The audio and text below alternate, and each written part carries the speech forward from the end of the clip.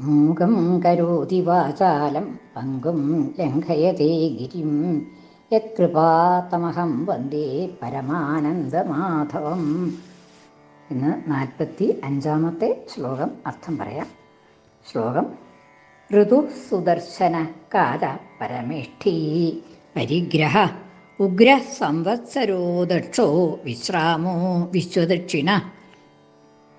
ഋതുഹു എന്ന് ആദ്യത്തെ ശ്ലോകത്തിൽ ഋതുഹു എന്ന് വെച്ചാൽ ഒരു കാലത്തിലെ 6 കാലങ്ങളായിട്ട് ഒരു സംവത്സരത്തിനെ വിഭജിക്കുമ്പോൾ അതിലെ ഒരു ഋതു 6 ഋതുക്കളാണ് ഒരു കൊല്ലമുള്ളത്. അതിൽ ആ ഋതു എന്നുള്ളത് കാലവാചിയായിട്ടുള്ള ഒരു വാക്കാണ്. കാലത്തിനെ കുറിക്കുന്നതായിട്ടുള്ള, കാലവാചി എന്ന് പറഞ്ഞാൽ കാലത്തെ കുറിക്കുന്നതായിട്ടുള്ള, ഒരു പ്രത്യേക കാലത്തെ കുറിക്കുന്നതായിട്ടുള്ള വാക്കാണ് ഋതുഹു എന്നുള്ളത്. ആ ഋതുഹു എന്നുള്ളത് ഇപ്പോൾ ഭഗവാന്റെ നാമമായിട്ട് പറഞ്ഞിരിക്കുകയാണ്. ആ ഒരു പ്രത്യേക കാലഘട്ടത്തിനെ കുറിക്കുന്ന ഋതുഹു എന്നുള്ള വാക്കിനെ ഭഗവാന്റെ നാമധേയായിട്ട് പറഞ്ഞിരിക്കുകയാണ്.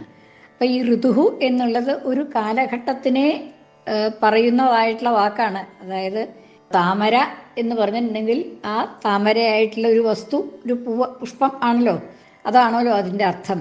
അപ്പോൾ ആ താമര എന്നുള്ളതായിട്ടുള്ള പദാർത്ഥത്തിൻ്റെ വാചകമാണ് താമര എന്നുള്ള ശബ്ദം.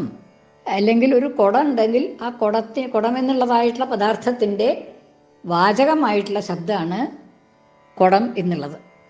അങ്ങനെയാണ് നമ്മൾ വാച്യവാചകഭാവം എന്നൊക്കെ പറയും അതിൻ്റെ ഇതിലേക്ക് പോകുകയാണെന്നുണ്ടെങ്കിൽ.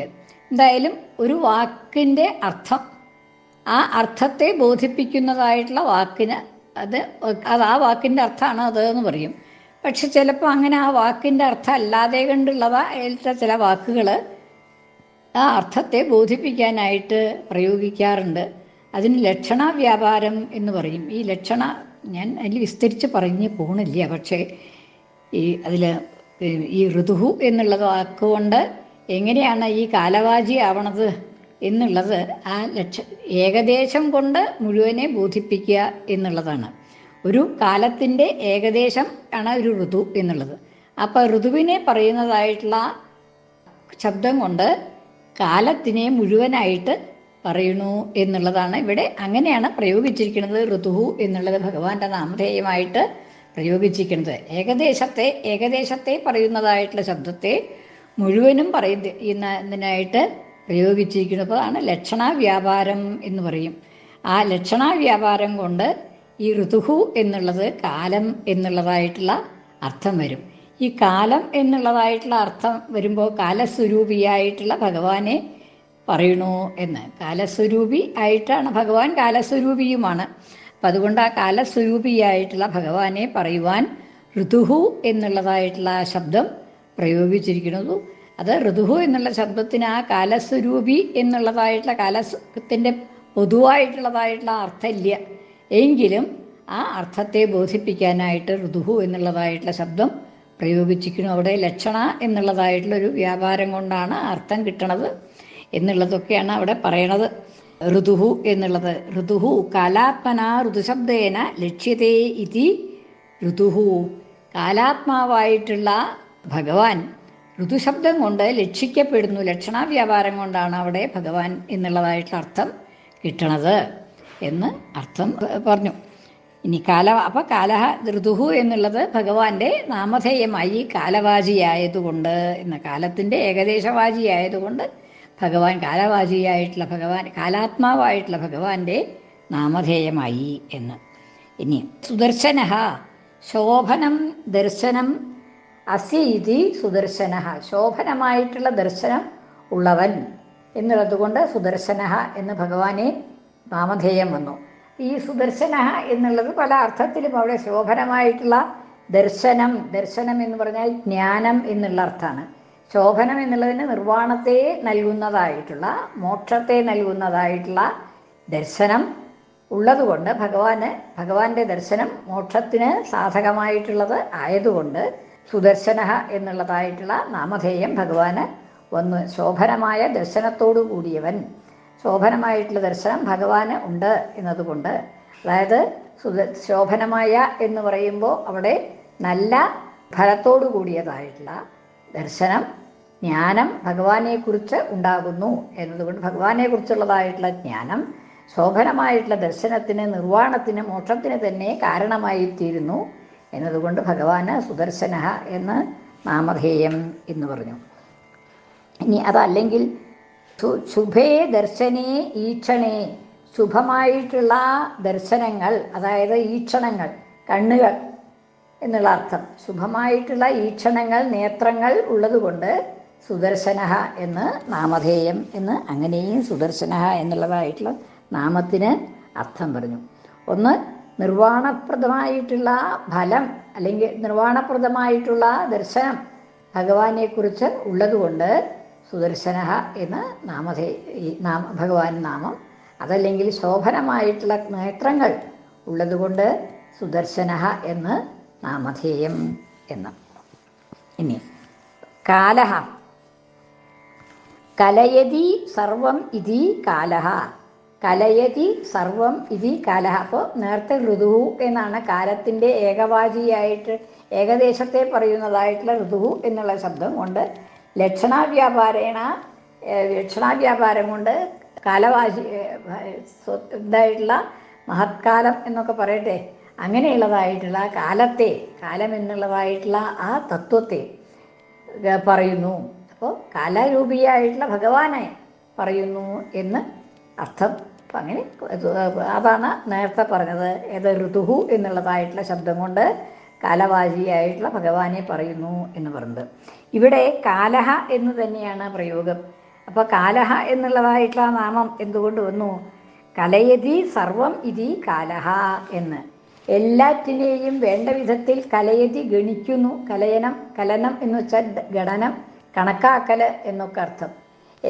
എല്ലാ സർവ തത്വങ്ങളെയും വേണ്ട വിധത്തിൽ ഗണിക്കുന്നു, കണക്കാക്കുന്നു എന്നുള്ളത് കൊണ്ട് ഭഗവാന് കാലഹ എന്നുള്ളതായിട്ടുള്ള നാമം വന്നു എന്നാണ്. എല്ലാ ഭൂമിയിലുള്ളതായിട്ടുള്ള അല്ലെങ്കിൽ പ്രപഞ്ചത്തിലുള്ളതായിട്ടുള്ള സർവ്വതിനെയും വേണ്ട വിധത്തിൽ ഗണിച്ച് അവയുടെ ജ്ഞാനം ഉണ്ടാകുന്നു എന്നതുകൊണ്ട് കാലഹ എന്ന് ഭഗവാന് നാമധേയം എന്ന് പറഞ്ഞു. ഇനി പരമേഷ്ഠി എന്ന് അടുത്ത പദം. പരമേഷ്ഠി, പരമേ പ്രകൃഷ്ടേ സ്വേ മഹിംനി ഹൃദയാകാശേ സ്ഥാതും ശീലമസ്യ ഇതി പരമേഷ്ഠി. ഹൃദയമാകുന്ന ആകാശത്തിൽ സ്ഥിതി ചെയ്യാനുള്ളതായിട്ടുള്ള സ്വമഹിമാവായിട്ടുള്ള, തൻ്റെ തന്നെ മഹിമാവായിട്ടുള്ള സ്വയമഹിംനി, തൻ്റെ മഹിമാവായിട്ടുള്ള ഹൃദയാകാശത്തിൽ സ്ഥിതി ചെയ്യുന്നു എന്നതുകൊണ്ട് പരമേഷ്ഠി എന്ന് ഭഗവാന് നാമധേയം.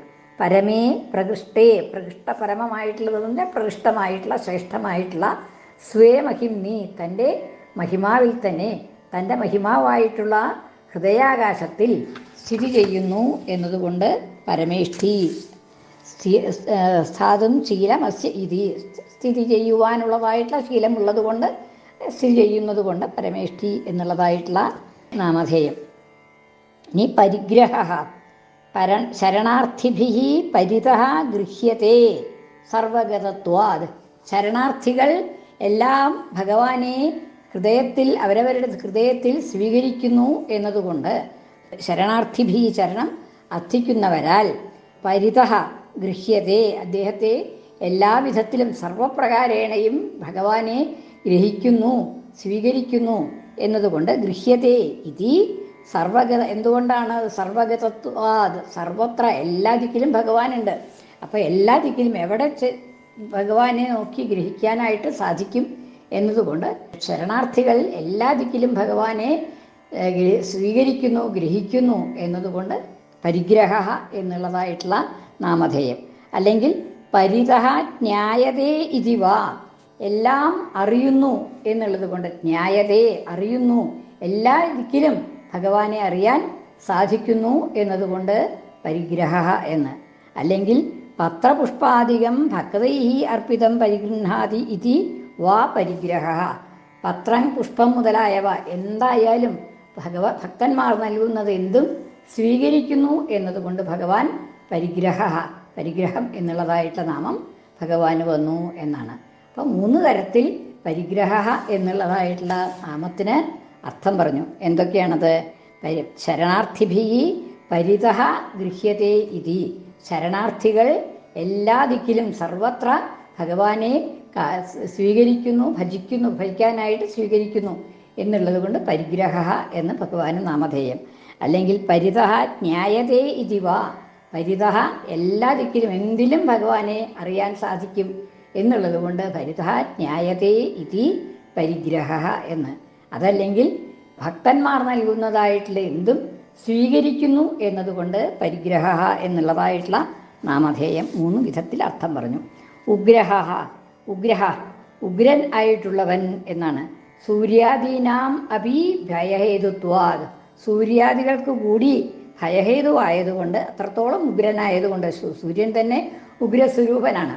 ആ ഉഗ്രസ്വരൂപനായിട്ടുള്ള സൂര്യനും കൂടി ഭയഹേതുവായതുകൊണ്ട് ഭഗവാനെ ഉഗ്രഹ എന്ന് പറയുന്നു. അപ്പം ഉഗ്രനായിട്ടുള്ള സൂര്യാദികൾക്ക് പോലും ഭയഹേതു ആയതുകൊണ്ട് ഉഗ്രൻ എന്നുള്ളതായിട്ടുള്ള നാമധേയം. പിന്നെ അടുത്തത് സംവത്സരഃ. സംവത്സരഃ എന്നുള്ളതായിട്ടുള്ള പദം ഭഗവാന് നാമധേയമായിട്ട്, ഭഗവാന്റെ നാമമായിട്ട് സംവത്സരഃ എന്ന് പറഞ്ഞു. എങ്ങനെയാണത് സംവത്സരഃ? സംവസന്തി ഭൂതാനി അസ്മിന്നിതി സംവത്സരഃ എന്ന്. നമ്മൾ സാധാരണ കൊല്ലം എന്നുള്ളതായിട്ടുള്ള ഒരു വർഷം എന്നുള്ളതായിട്ടുള്ള അർത്ഥമല്ല അവിടെ പറയണത്. സംവത്സരഃ എന്ന് പറയുമ്പോൾ സംവസന്തി ഭൂതാനി അസ്മിന്നിതി, എല്ലാ ജീവജാലങ്ങളും ഭഗവാനിൽ ഒന്നിച്ച് വസിക്കുന്നു എന്നുള്ളത് കൊണ്ട് ഭഗവാൻ ആ യോഗനിദ്രയിൽ ഇരിക്കുന്നതായിട്ടുള്ള ഭഗവാന്റെ ഉള്ളിൽ എല്ലാ ഭൂതജാലങ്ങളും, സർവഭൂതജാലങ്ങളും ഭഗവാന്റെ ഉള്ളിൽ തന്നെ ആക്കിക്കൊണ്ടാണ് ആ പ്രളയത്തിൽ ഭഗവാന്റെ യോഗനിദ്ര ഉള്ളത്. അപ്പോൾ അതുകൊണ്ട് ആ എല്ലാ ജീവജാലങ്ങളും ഭഗവാനിൽ തന്നെ ഒന്നിച്ച് വസിക്കുന്നു എന്നതുകൊണ്ട് സംവത്സരഃ എന്ന് നാമധേയം. വസിക്കുന്നു എന്നുള്ളത് കൊണ്ടാണ് വത്സരഃ എന്ന്. ദക്ഷഃ ജഗദ്രൂപേണ വർദ്ധമാനത്വാത് സർവകർമാണി ക്ഷിപ്രം കരോതീതി വാ ദക്ഷഃ. ജഗദ്രൂപേണ വർദ്ധമാനത്വാത് ദക്ഷഃ, ജഗദ്രൂപമായിട്ട് വർദ്ധിക്കുന്നു എന്നതുകൊണ്ട് ദക്ഷഃ എന്ന് നാമം. അതല്ലെങ്കിൽ സർവകാര്യങ്ങളിലും ചെയ്യുവാൻ സാമർഥ്യമുള്ളത് കൊണ്ട് സമർത്ഥൻ എന്നുള്ള അർത്ഥത്തിൽ ദക്ഷഃ എന്ന് പദം. ആദ്യത്തേത് ജഗദ്രൂപേണ വർദ്ധമാനമാണ് എന്നുള്ളത് കൊണ്ട്, അതായത് എങ്ങനെയാണ് വർദ്ധിക്കുന്നത്? ജഗദ്രൂപേണ പ്രപഞ്ചാകാരമായിട്ട് വർദ്ധിക്കുന്നു എന്നതുകൊണ്ട് ഒന്നുകിൽ ആ അർത്ഥം പറയാം. അതല്ലെങ്കിൽ ദക്ഷഃ എന്നുള്ളത് അങ്ങനെ വർദ്ധിക്കാൻ കഴിവുള്ളവൻ എന്നുള്ള അർത്ഥത്തിൽ ദക്ഷഃ എന്നുള്ളതായിട്ടുള്ള ശബ്ദം. അതല്ലെങ്കിൽ സർവം കരോതി ഇതി, എല്ലാ കർമ്മങ്ങളും, സർവകർമാണി ക്ഷിപ്രം കരോതി ഇതി, എല്ലാ കർമ്മങ്ങളും വളരെ വേഗത്തിൽ ചെയ്യുന്നു, അതിന് സമർത്ഥനാണ് എന്നുള്ളത് കൊണ്ട് ഭഗവാനെ ദക്ഷഃ എന്നുള്ളതായിട്ടുള്ള നാമധേയം വന്നു എന്ന്. ഇനി അടുത്തത് വിശ്രാമഃ എന്ന്. വിശ്രാമഃ സംസാരസാഗരത്തിൽ വർത്തിച്ച് ക്ലേശിക്കുന്നതായ സർവജനങ്ങൾക്കും വിശ്രമസ്ഥാനമാണ് എന്നതുകൊണ്ട് വിശ്രാമഃ. അതായത് ജനനം മരണം തുടങ്ങിയതായിട്ടുള്ള ആ സംസാരത്തിൻ്റെ തുടർച്ചയിൽ, അതാണല്ലോ തുടർച്ചയ്ക്കാണ് ഈ സംസാരം എന്ന് പറയണത് തന്നെ.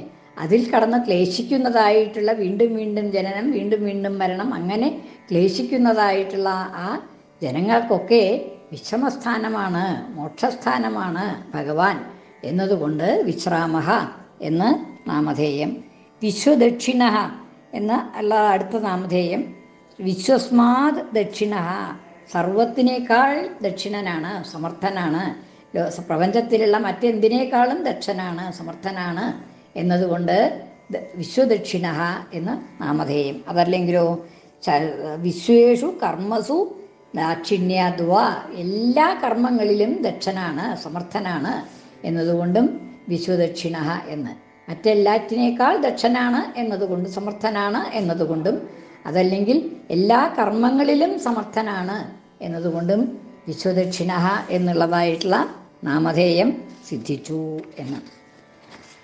ഋതു സുദർശനക്കാര പരമേഷ്ഠീ പരിഗ്രഹ ഉഗ്ര സംവത്സരോ ദക്ഷോ വിശ്രാമോ വിശ്വദക്ഷിണ.